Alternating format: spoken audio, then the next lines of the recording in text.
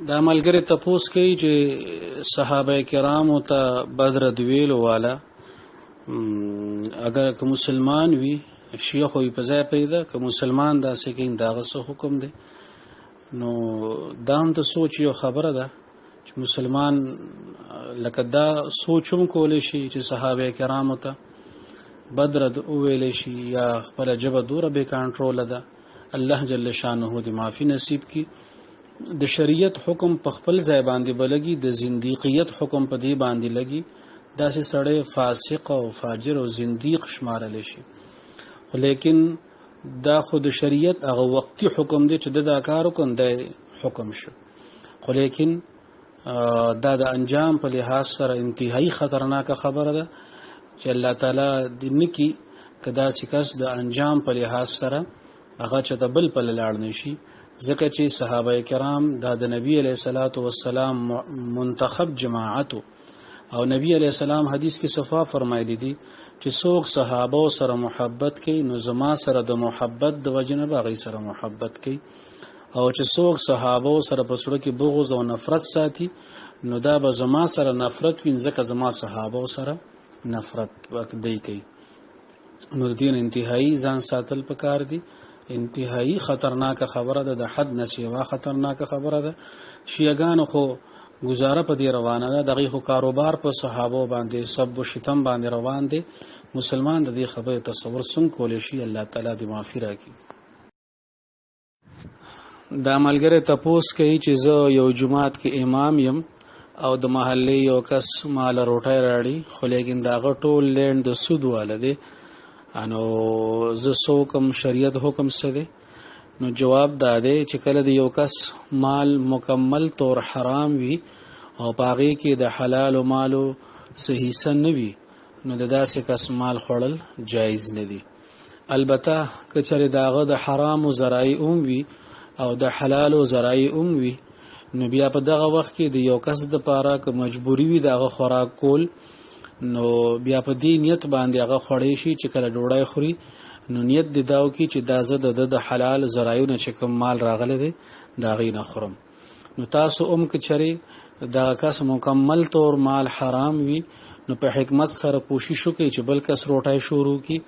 او کله حرام او کله حلال او ذرایع وي دا خپل ازمکه وي دا غینه بنن راضي یا جایز کاروباروم سنا سکی او دا غینه آمدنی راضي نو بیا د ضرورت په وخت کې دا غي حلال مال په نیت باندې خوراک جایز دی. دا ملګری تاسو کوي چې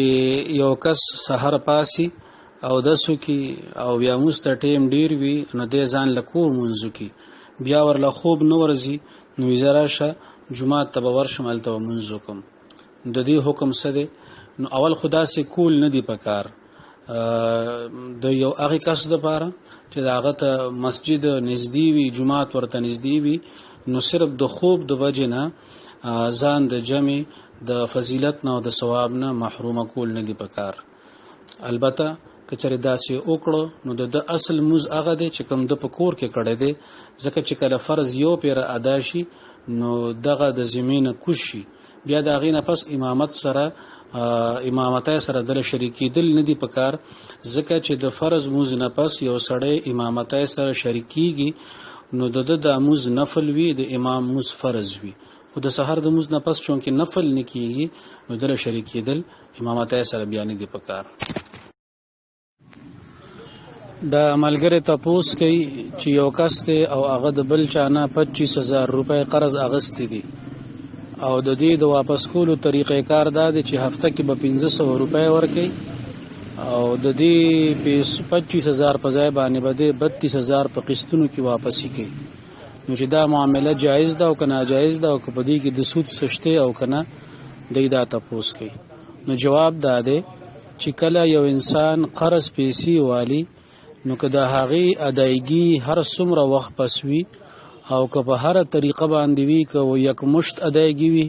که په قسطونو باندې ادایګي وي که قسطونه لږ وي او که ډیر وي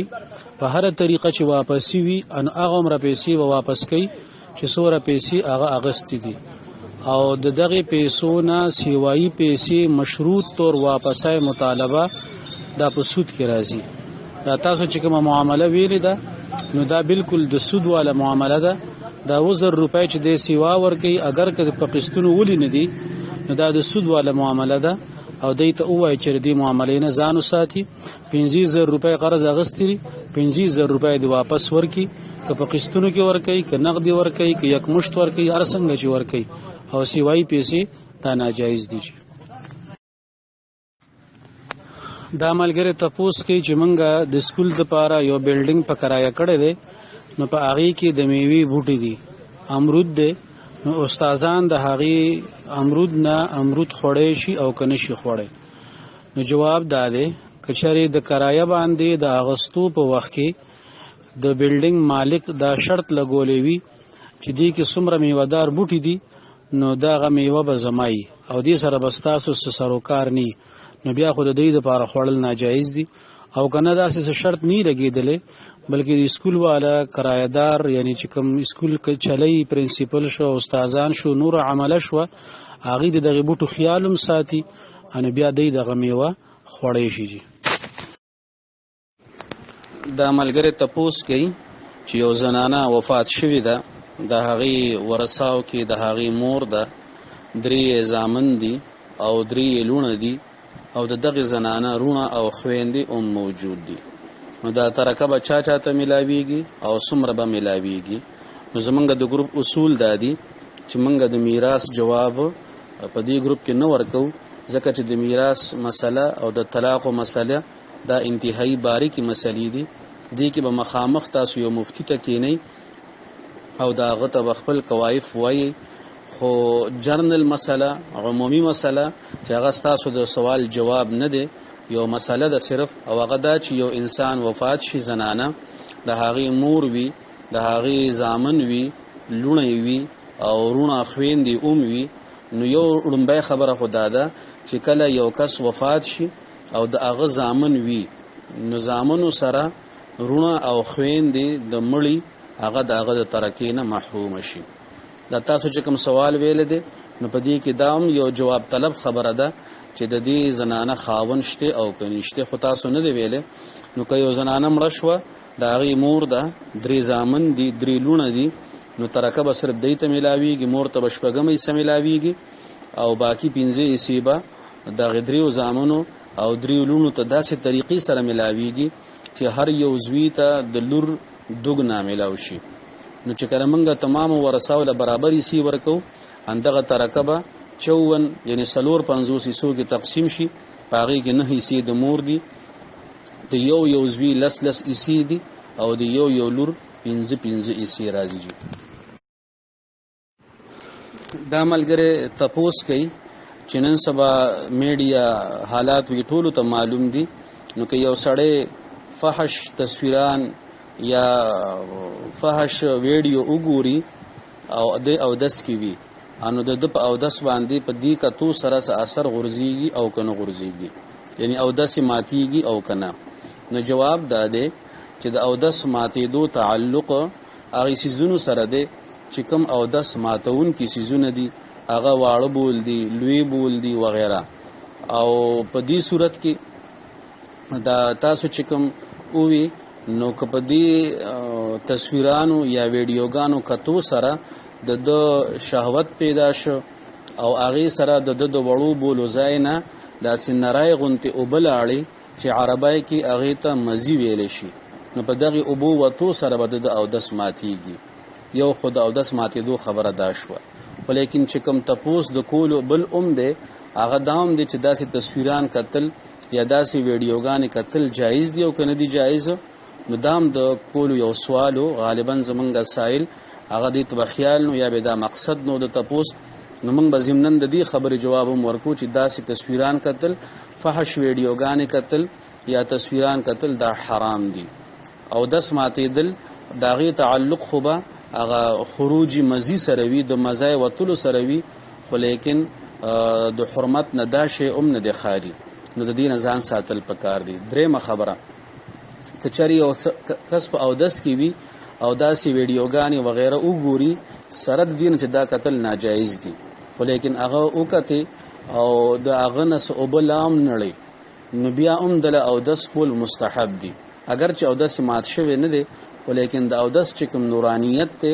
نو هغه خامخا متاثر کیږي نو د داسې کار نه پس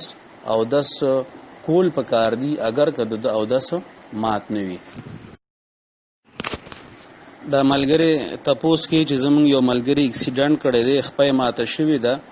او هغه ته ډاکټر دا ویلی دی چې ته به کټ نه راکوزیږي راکوزیدې نشي او دا هغه تمام انسانی چې کوم ضروریات دي هغه په کټ کې هغه پوره کوي. نو دغه کس که جنابت کې شو انو دی به تپوس کړی دی چې دی به څه کوي. نو موږ ورته جواب ورکړو چې تیمم دی ووایي ځکه چې لامبل نشي کېدی نو د هغې خلیفه هغه تیمم موجود دی. نو دی ته په دې جواب باندې دا اشکال راغی چې موږ دا اوریدي دي چې کله متیمم یعنی تیمم وونکې سړی اوبه ورسره قرب جوار کې وي نو د هغه تیمم نه کېږي یا که کړی وي نو هغه تیمم مات شي. نو د سره خو په کور کې دننه اوبه شته نو د ده دپاره د تیمم د جایز کېدو څه صورت دی؟ نو د دې جواب دا دی چې تیمم د دوو وجو نه جایز کېږي او فقهاو لیکلي دي. لومبنۍ وجه دا ده چې اوبه د سر نه وینه یو میل فاصله کې د سره اوبه نه وي نو د دپاره تیمم جایز دی. او دویم صورت دا دی چې اوبه وي خو لیکن په اوبو باندې د اوبو په استعمال باندې دته طاقت او قدرت نه وي. لکه مثال په طور باندې یو سړی دی د هغه د کور نه بهر هینډ پمپ لګېدلی دی یا کویې دی یا نلکه ده او د کور کې دن نه دی خو لیکن د دشمنی ده او بهر دته پته ده چې ما د دشمن ناست دی نو که زه بهر وځم هغه ما باندې ډس کوي ما ته د مرګ وغیره خطره ده نو اوس د دپاره او کور کې دن اوبه نشته نو د دپاره تیمم جایز دی اگر چې د سره نزدیکترین ځای کې اوبه موجود دي خو لیکن دی د دغې اوبو په استعمال باندې قادر نه دی د دشمن د یری د وجې نه یا زمونږ د مسله کې د مرض د وجې نه. نو که چېرې یو سړی داسې وي چې هغه کمزورې وي ضعیف وي بیمار وي او هغه ته ډاکټر دیندار او مسلمان ډاکټر ورته ووایي چې ته به تیمم وې اوبه به نه استعمالې نو د تیمم د جایز کېدو یو وجه دا هم کېدی شي دی به تیمم وایي اگر که د ده په کټ خوا کې د ده سره انتهایی نږدې اوبه پرتې وي نو د دپاره هم تیمم جایز دی. د ده تیمم به الی ماتیږي چې کله نواقض وضو کې یو شی مخې ته راشي او یا د اوبو په استعمال باندې قادر شي د ده هغه عذر ختم شي نو بیا د لپاره تیمم وال جایز نه دی. دا ملګری تپوس کوي چې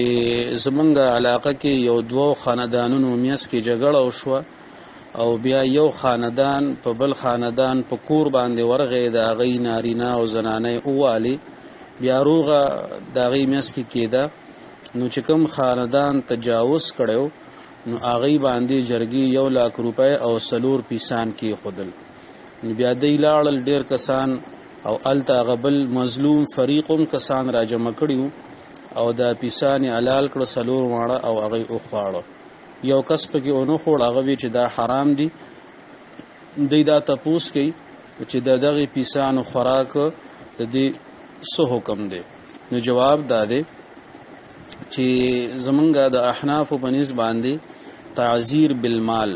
یعنی د مال په ذریعه باندې یو کس باندې جرمانه کې خودل د مال په صورت کې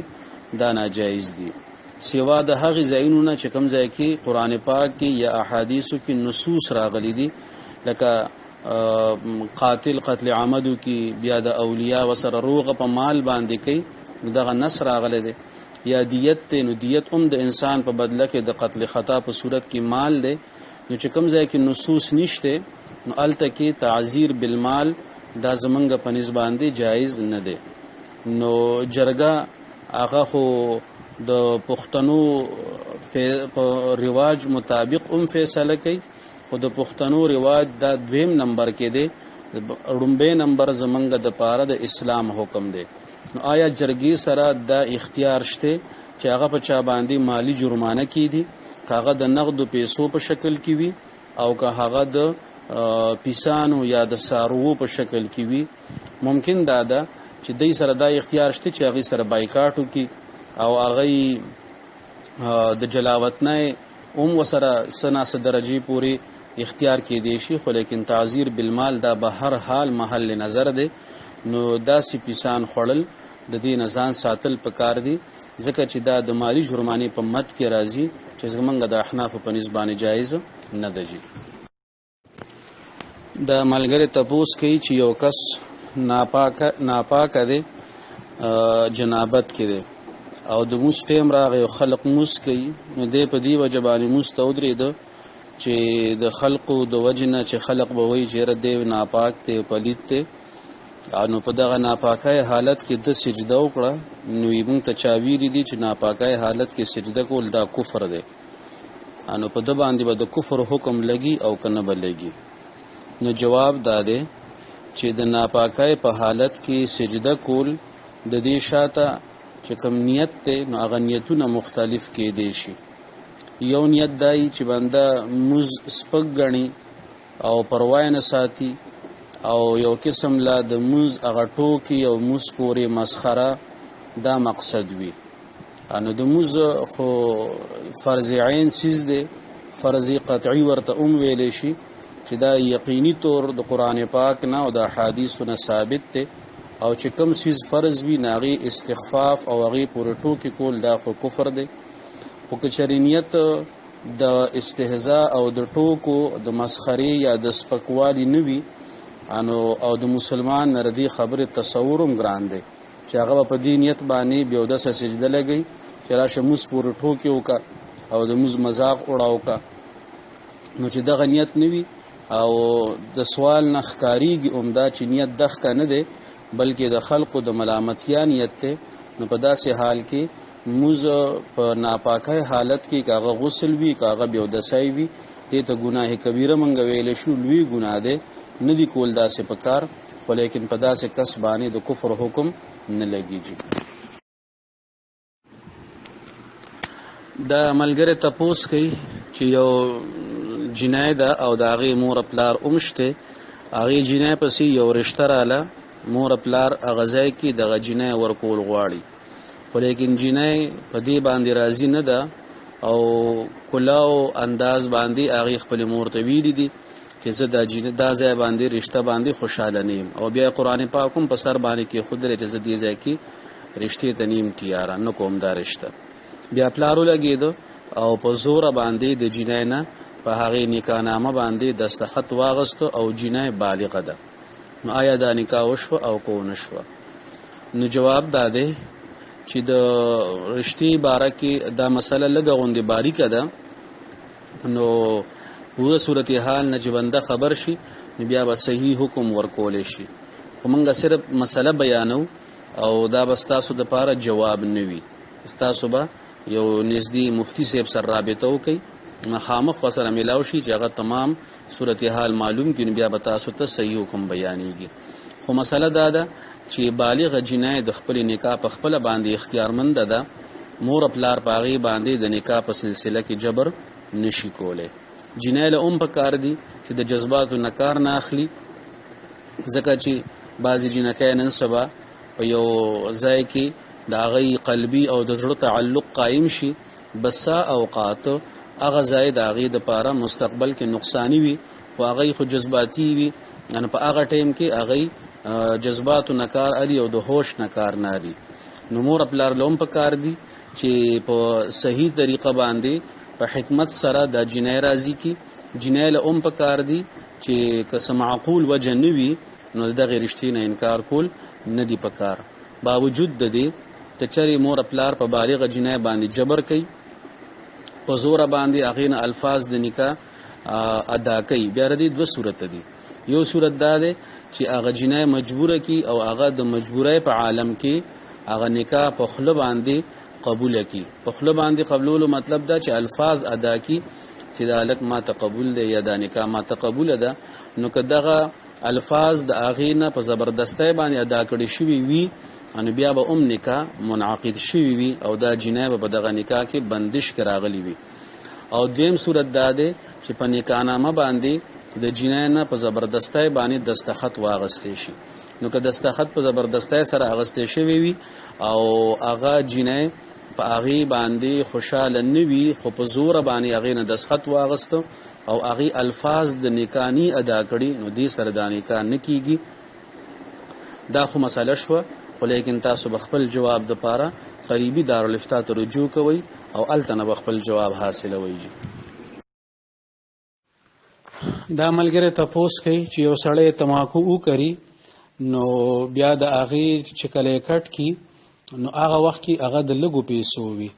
بیا چې کله بټای ته لاړ شي بټای کې پاخه شي نو د هغه د ډیرو پیسو وي، په هغې حساب باندې په هغې باندې خرچه هم ډیره راشي. نو دی چې زکات به د کم ټیم ورکوي او څومره به ورکوي. نو فتاوا فریدیه کې مفتی فرید صاحب رحمت الله علیه فتاوی حقانیه کې دا کوړي حضراتو فتوا هم دا ده که چرې دی زمیدار په پټي کې سټیم کټ کې تماکوان ناغه ټیم دی ورله قیمت لګي چې د 100 روپو دی نو که هغه ټیم عشر ورک نو هم صحیح ده، لسمه یا شلمه د هغې مناسب چې کوم ریټ دی په هغې باندې. او که هغه ټیم زکات ور نه که بیا بټای کې پاخه کړو او د هغې په وجه د هغې قیمت سیوا شه نو عشر به سیوا کیږي. نو په دې صورت کې به دی هغه خرچې ته ماینس کوي نه، خرچې به ته نه منفي کوي، د ټوټل آمد نه به زکات ورکوي. نو خلاصه دا شوه که دی د کټ کولو په وخت کې د پرې کولو په وخت کې زکات ورکړه نو هغه ټیم به پیسې قیمت هم لږ وي نو زکات به هم لږ وي، نو هغه ټیم ورته هم اجازت شته. او که نه بټای کې پاخه کړه او د هغې نه پس زکات ورکوي بیا به ترې خرچې نه منفي کوي، اول به زکات وباسي د ټول نه بیا به د هغې نه پس هغه خپلې خرچې ترې وباسي. دا ملګری تپوس کوي چې عقیقه په 9 باندې یا په 14 باندې یا په 21 باندې خو سنت ته، نو که د یو سړي نه پاتې شوي وي او اوس یې کول غواړي نو د څه طریقه به نو اول خو لومبنۍ خبره خو دا ده چې عقیقه دا مستحب ده په 9 ورځ باندې، په 14 ورځ باندې، په 21 ورځ باندې. او که په دغه ورځو کې پاتې شي او یو سړی بیا وروسته کول غواړي نو د پیدایش د ورځې نه د 9 ورځ حسابوي نو ان شاء الله تعالی د عقیقې ثواب ورته ملاو شي. دا ملګری تپوس کوي چې یو ماشوم دی دغه عمر 12-13 سال دی او قرائت ښه دي نو هغه امامت کولی شي او که نشي کولی. نو جواب دا دی چې تر څو پورې یو هلک بالغ شوی نه دی نو هغه چې څومره منځونه کوي نو هغه نفل حسابیږي تر څو چې هغه بالغ شوی نه دی. نو که د 12-13 سال هلک دی او هغه بالغ نه دی نو چې هغه فرض مونځ کوي نو هغه هم د هغه دپاره نفل دی. نو د پسې که یو سړی اقتدا کوي د پسې مونځ کوي نو دا داسې شوه لکه فرض کوونکی سړی دی او هغه نفل کوونکي پسې مونځ کوي نو دا اقتدا نه ده صحیح. نو چې تر څو پورې هلک بالغ شوی نه دی نو هغه پسې د هیڅ قسمه مونځ اقتدا جایز نه ده. دا ملګری تپوس کوي چې د حمزه څه معنا ده. نو چې کوم یو نوم د صحابي وي هغه د نبی اکرم صلی الله علیه وسلم مخې ته راغلی دی، د نبی علیه الصلاة والسلام د نظر نه تیر شوی دی. نبی علیه الصلاة والسلام چې په هغې باندې بد نه دي ګڼلی، نبی علیه السلام هغه بدل کړی نه دی، بس د دې نوم معنی تپوس کولو ته ضرورت نشته. دا د ګرنټۍ والا شی دی. د صحابه کرامو د انبیاء کرامو په نوم کې د معنی تپوس کول نه دي پکار. دا ملګری تپوس کوي چې یو کس دی هغه تماکوان کرلی دي او په پټي کې چې هغه خرڅوي نو د هغې یو ریټ دی، کله چې بټای ته اوړي هلته یې پاخه کي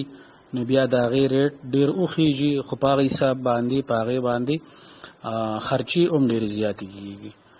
نو چې که یو کس پټي کې خرڅ کړو نو د دې عشر به ورکوي او دی دا تپوس کوي. نو غالبا چې دا تپوس ډیر واضح دی چې کله هغه پټي کې خرڅ کړو پارمیان تماکوان خرڅ کړو نو اوس خو د هغه د ملکیت نه ووتل نو چې دته کومې پیسې میلاو شوې دی به د هغې عشر ورکوي، زکات به ورکوي، د پټي هغه زکات چې کوم دی. خو چې کله اوس بل تن واغستل نو اوس که پې هغه بټای ته وړي او که هغه ته ګرانېږي او که هغه ته ارزانېږي نو د هغې ده سره څه واسطه نه ده راغلې، ده سره یې څه واسطه نشته، ده خو پټي کې خرڅ کړي دي نو په ده باندې د دغ کې عشر لازم دی. دا ملګری تپوس کوي چې دا زیر ناف چې کوم ویښته دي نو د دې د کټ کولو هر هفته کې ضروری دی او که د څه عذر په وجه باندې دویمې هفتې ته پاتې شي نو څه مسله ده. نو جواب دا دی چې زیر ناف ویښته کټ کول دا د پاکیت د وجه نه دي چې دې سره پاکیت راځي، نو چې څومره زر کېدی شي نو دومره ډېر بهتره وي. هر هفته کې کېدی شي ډېره زیاته بهتره ده. البته آخري وخت هغه څلوېښت ورځې دی چې د څلوېښتو ورځو نه پس دومره موده پې تېرول نو بیا دا ګناه دی، او که د یوې هفتې نه بلې هفتې ته پاتې شي نو په دې کې څه مسله نشته، خو بهتره دا ده چې څومره ډېر د پاکیت اهتمام وشي نو دا به ډېره زیاته ښه وي. دا ملګری د ګیري باره کې متعدد تپوسونه کوي، نو موږ به هغه ترتیب سره کېږو. لومبنۍ خبره دا ده چې دی تپوس کوي چې د ګیري شرعي حد څومره دی په اوږدوالي کې. نو د یو موټي نه د دریو طرفو ویښته چې دي، یعنی یو هغه ویښته چې کوم راځوړند دي یو طرف ته او بل طرف ته په مخ باندې چې کوم ویښته دي نو د یو موټي نه سیوا کټ کول د دې جایز دي. یو جواب دا شو. دویم دا چې دی تپوس کوي چې په دې اننګي باندې دا چې کوم ویښتې نو څوک یې په نوسي باندې وباسي، څوک یې په تار باندې وباسي، او نو د دې وباسل څنګه دي. او دې سره متعلق دریم تپوس دا دی چې دا په مرای باندې چې کوم ویښته دي نو د دې کټ کول څنګه دي. نو اصل کې ګیره عربی کې دی ته لحیه ویل شي، او لحیه د دې جامو اډوکو ته ویل شي. نو د جامې چې کوم اډوکې دی نو په دې باندې چې کوم ویښته دي نو دې ته عربی کې ګیره ویل شي. دا د لاندې طرف ته مرای طرف ته چې کله اډوکې د جامې ختم شي نو د دې نه پس چې کوم ویښته دي دا د ګیري ویښته نه دي، دا د مرای ویښته دي. جمهور فقها هغه د دې د کټ کولو نه منع کوي. البته امام ابو یوسف صاحب رحمت الله علیه فرمای چې د دې کټ کول جایز دي. او دغه شانتي پاسه طرف ته اننګي طرف ته چې کوم دا ویښته دا د جامې د اډوکې نه د پاسه دي نو کاغه په نوسی باندې وباسل وي او کاغه په بل څه باندې بلیډ باندې کټ کول وي نو دا غي جواز اومشته. البته د علاج په تور باندې دا خبره دا چې علامه شامی رحمت الله علیه فرمای چې د اننګي ویښته دا په نوسی باندې وباسل ندی په کار دې سره نظر کمزوري کیږي. دا ملګری تپوس کوي چې منګه فیسبوک باندې یو عالم لایک کړی دی او هغه قرآن پاک آیات ورکوي، د هغې ترجمه ورکوي. دوی چې کله منګه د خپل حالاتو نه د خبرتیا دپاره فیسبوک کولاو کو نو هغه آیات هم راشي، نو کله زمونږ اودس وي او کله نه وي نو د هغې ټچ کول څنګه دي. نو جواب دا دی چې کوم د قرآن پاک آیات دی او په سکرین باندې هغه آیات لیکل شوی ښکاري نو د اودس نه بغیر د هغې ټچ کول جایز نه دي. د هغې نه چار چاپیره که خالی ځای وي، که لاندې خالی ځای وي یا باندې خالی ځای وي نو په هغې باندې تاسو سکرین ښکته بره کولی شئ. خاص په قرآن پاک په آیات باندې د ټچ کول دا مه کوئ. البته که د هغې ترجمه وي نو که په هغې باندې ګوته ولګي د اودس نه بغیر نو په هغې کې څه حرج نشته، خو د قرآن پاک چې کوم حروف دي آیاتونه دي ان هغې باندې بغیر د اودس نه ګوته مه لګوئ. دا ملګری تپوس کوي چې کوم کس ته د قرآن پاک صحیحه سورت یاسین وغیره یاد وي نو موږ خو کوشش کوو چې په اودس کې هغه تلاوت کو، خو لیکن که د ضرورت په وخت کې بغیر د اودس نه د هغې تلاوت وشي د هغې څه حکم دی. نو جواب دا دی چې زبانی قرآن پاک د اودس نه بغیر تلاوت کول دا هم جایز دي، او که چری ګوري قرآن پاک کې نو بیا خو اودس ضروری دی، خو لیکن که زبانی وي نو بغیر د اودس نه جایز دی. د ضرورت په وخت کې کوشش پکار دی څنګه چې تاسو اووی په سوال کې چې موږ کوشش کوو چې په اودس کې ووایو، ځکه چې په اودس کې قرآن پاک لوستل د هغې فضیلت ثواب سیوا دی په نسبت د دې چې بنده بغیر د اودس نه زبانی تلاوت وکړي نو جایز دی، خو لیکن ثواب یې هغومره نه دی څومره چې په اودس کې ثواب دی. دا ملګری تپوس کوي چې نن سبا موبایل والا موټر سایکل والا دا کار شروع کړی دی چې موبایل خرڅي یا موټر سایکل خرڅي او په کشتونو باندې ان چې سوره ډیر ټیم د پاره هغه په کشتونو باندې اغستې شي نو دومره غران ورکول شي نو دا جایز دی او کنه جایز دی نو جواب دا دی چې یو شی په نقد باندې په یو ریټ خرصول او په قرض باندې په بل ریټ خرصول دا جایز دی البته د کې دوه خبرو خیال ساتل ضروری دی نمبر 1 خبره دا ده چې کله د هغه سره بیا کوي معامله کوي نو چې دا خبره مقرر شي چې دا شی په نقد باندې روان دی یا په قرض باندې روان دی د 100 میاشتو په قرض باندې روان دی قسطونه به سوري او سوره او پیسې سمره قسطونه به او یو قسط کې به 100 روپۍ ورکول شي دا خبره د دې تعیین او تقرر او دا ضروری دی او دویمه خبره دا ضروری ده چې کیس لیټ کول نه دی پکار اغستون کیلا خو کلیټ شي نو هغه پسې اضافي جرمانه به نوي که اضافي جرمانه ور پسې راځي نو بیا دا به سود کی راځي او کنه د معاملې کول په وخت کې یو ریټ متعین نشو نو بیا دا نه د جایز دا ملګری تاسو کوي چې یو کس په خپل باندې بانګ وای او اشهد ان محمد رسول الله وای نو د لپاره په بانک کې درود شریف لازمی دي او کنه دي نو بهتره خبره ده چې اشهد ان محمد رسول الله او نو پزړه کې دي درود شریف صلی الله علیه وسلم او په تیز باندې ویل لازمی نه دي دا ملګری تاسو کوي چې ماشوم په سینه باندې کې نو له او هغه ما باندې واړه بول وکړو او ما سره جیب کې پیسې وی اغل باندې شوې د دې بس کېږي انو دغه پیسې او بوته یعنی نلکی ته ونیسي او په پیتوي شي نه چوړوي ما زور ور لمور کوي او دغه شانتي لیک ساتونی سي چې ساس کې ته بيدل بنشي نو بیا ونیسي انو دې سره پیسې به هم د خرابېدونه بچي او پاکي به هم شي ان شاء الله دا ملګری تاسو کوي چې د تماکو کاشت او د دې خرید او فروخت د دې شرعي حکم څه دی ځکه چې دا په نسوارو کې یا په سیګریټو کې استعمالېږي نو مفتیان کرام او فقها کرام لیکلي دي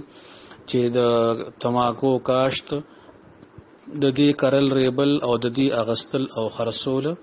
او د دې نه دام جایز دي او د دې نه چې انسان کوم آمدنی کوي کوم ګټه کوي ناغه حلال دی